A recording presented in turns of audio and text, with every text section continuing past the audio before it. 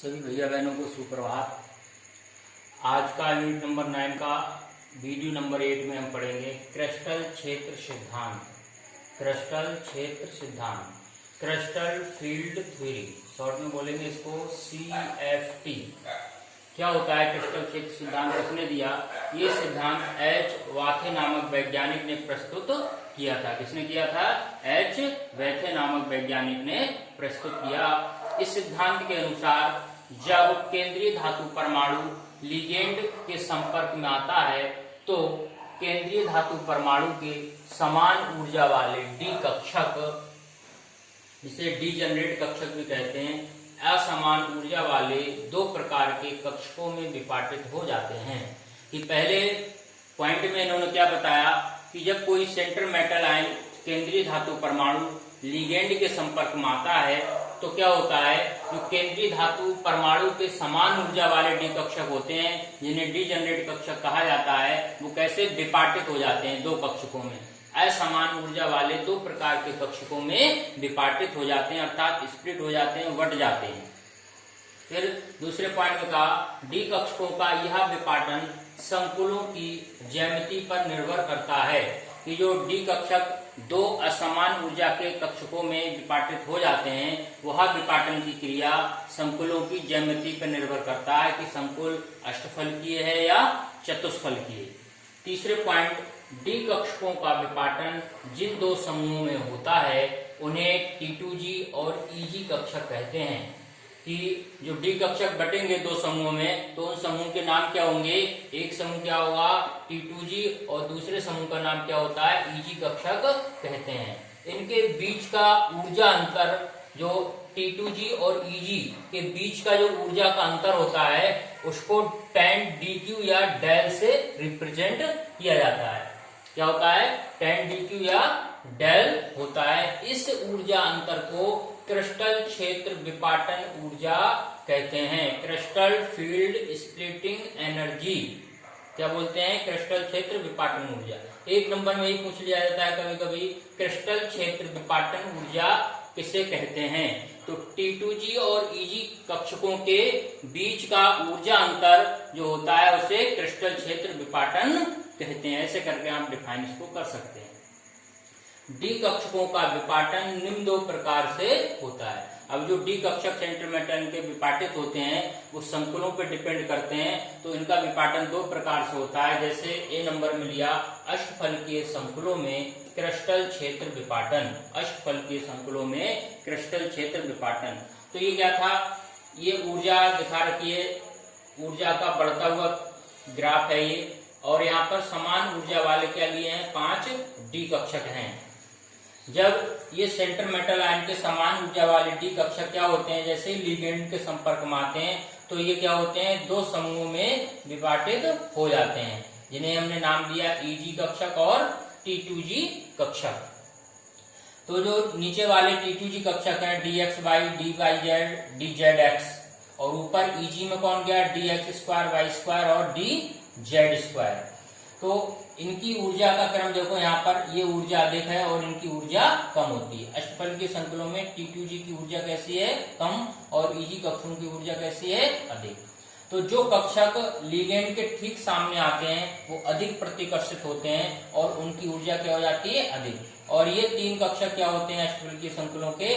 Ligand के संपर्क सीधे सामने ना होने के कारण कम प्रतिकर्षित होते हैं, इसलिए T2G स्तर की ऊर्जा क्या होती है? कम होती है। अब यहाँ से लेकर यहाँ तक जो ऊर्जा का डिफरेंस होता है इनका, वो क्या है? 6 dq, और यहाँ से यहाँ तक का जो ऊर्जा का अंतर होता है T2G में वो 4 dq होता है। अर्थात पूरा डिफरेंस की बात करें तो उसको हम tan dq या डेल से रिप्रेजेंट करेंगे। तो ये कैसे होगा? हमारे दोनों असमान ऊर्जा वाले डी कक्षक हैं, EG और T2G, और ये कैसे थे? सेंटर मेटल के समान ऊर्जा वाले डी कक्षक। जैसे सेंटर मेटल आयन लिगेंड के संपर्क में आया तो क्या हो गया? इनकी ऊर्जा अलग अलग हुई और ये दो समूहों में कक्षक 5 डिवाइड हो गए। EG में 2 चले गए और 3 कक्षक T2G में। ये दोनों कक्षक लिगेंड के ठीक सामने होने के कारण अधिक प्रतिकर्षित हुए, तो इनकी ऊर्जा क्या हो गई? अधिक, और ये कम प्रतिकर्षित होते हैं इसलिए T2G की ऊर्जा कम हो गई। तो ये कैसे हो गए, विपाटित हो गए, तो असमान ऊर्जा के डी कक्षक, इनकी ऊर्जा का अंतर दिखाया गया, Eg में 6dq और यहाँ पर 4dq। ऐसे ही दूसरा विपाटन दिखाया गया यहाँ पर चतुष्फलकीय संकुलों में क्रिस्टल क्षेत्र विपाटन। तो यहाँ पर क्या है, ये ऊर्जा का बढ़ता हुआ क्रम, ऊपर के लिए ऊर्जा बढ़ रही है, ऊर्जा समान ऊर्जा वाले, ये क्या है हमारे समान ऊर्जा वाले डी कक्षक, किसके, केंद्रीय धातु परमाणु के।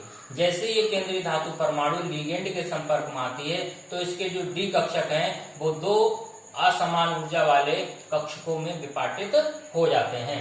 अब चतुष्फलकीय में क्या होता है, T2G अर्थात dx/dyz और dzx कक्षक लिगेंड के ठीक सामने होने के कारण अधिक प्रतिकर्षित होते हैं, इसलिए इनकी ऊर्जा अधिक, और शेष दो कक्षक Eg वाले dx2y2 और dz2 कम प्रतिकर्षित होते हैं लिगेंड से, लिए इसकी ऊर्जा कम होती है। तो इस प्रकार से ये दो समूह में असमान ऊर्जा वाले डी कक्षक विपाटित हो जाते हैं। चतुष्फलकीय में T2G की ऊर्जा अधिक और Eg की कम, और अष्टफलकीय में Eg की अधिक थी और T2G की कम। यहाँ पे ऊर्जा का जो डिफरेंस दिखाया गया वो 4dq और यहाँ से लेकर Eg में दिखाया गया 6dq, और पूरा डिफरेंस की बात करें तो ये 10dq या डेल के इक्वल होता है। तो क्वेश्चन कभी कभी पेपरों में कई बार आया है कि अष्टफलकीय संकुलों में क्रिस्टल क्षेत्र विपाटन को आरेख सहित समझाइए या चतुष्फलकीय संकुलों में क्रिस्टल क्षेत्र विपाटन को आरेख द्वारा समझाइए। तो इम्पोर्टेंट चीज थी क्रिस्टल क्षेत्र सिद्धांत, दो प्रकार से विपाटन दिखाया गया। अब बात कर लेते हैं इस सिद्धांत की सीमाएं, कि क्रिस्टल क्षेत्र सिद्धांत की क्या सीमाएं होती हैं, लिमिटेशन। तो पहला इसका लिमिटेशन है, यह सिद्धांत धातु व लिगेंड को केवल आवेशित बिंदु मानकर स्थिर वैद्युत बल की बात करता है। यह सिद्धांत क्या करता है, धातु व लिगेंड को ही केवल आवेशित बिंदु मानकर ही स्थिर वैद्युत बल की बात करता है। दूसरी लिमिटेशन क्या रही, यह धातु के केवल डी कक्षकों के विपाटन की बात करता है। ये सिद्धांत के द्वारा केवल डी कक्षकों के विपाटन की बात कही गई, एस व पी कक्षकों को नहीं। किसको समझाता है, किसके विपाटन को, केवल डी कक्षकों के विपाटन को समझाता है, एस व पी कक्षकों को नहीं।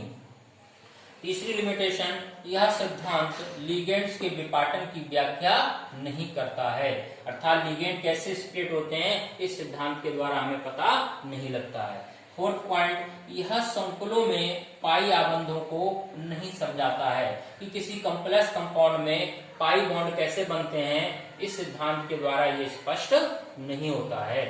पांचवा पॉइंट लिया गया, लिगेंड को महत्व नहीं देता, ये जो सिद्धांत है CFT वो लिगेंड को महत्व नहीं देता। तो भैया बहनों आज था CFT और विपाटन किस तरह से अलग अलग संकुलों में होता है, अष्टफलकीय और CFT की सीमाएं। सभी भैया बहन इसका स्क्रीनशॉट लेकर अपने नोट्स को तैयार करेंगे और अच्छे से इसकी तैयारी करेंगे।